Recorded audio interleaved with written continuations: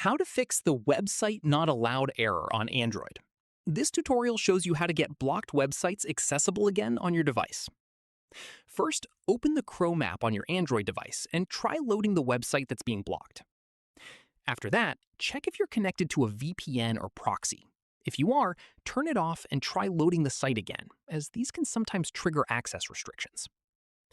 From there, open Chrome, tap the three dots at the top right, head to Settings, then scroll down and tap on Site Settings. Right here, tap on pop-ups and redirects and make sure it's set to Allowed. At this point, go back to Site Settings and tap on JavaScript. Make sure this is enabled, as some sites won't load properly without it. Moving on, go back to the main Chrome settings page, tap on Privacy and Security, and tap Clear Browsing Data. Select Cookies and Cached Images and tap Clear Data. Following this, reopen the website and check if it's accessible now. From here, if the site is still blocked, try switching from Wi-Fi to mobile data or vice versa. The restriction may be coming from your network. Once done, if you're on a work or school Wi-Fi network, keep in mind that certain websites may be restricted by the network administrator and can only be unblocked from their end.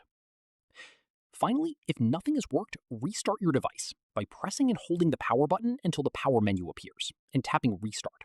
Then try again. And that's it. If this guide helped you fix the website not allowed error on your Android, give it a like, subscribe for more Android tutorials, and ring the bell so you're always notified when we post. See you in the next one.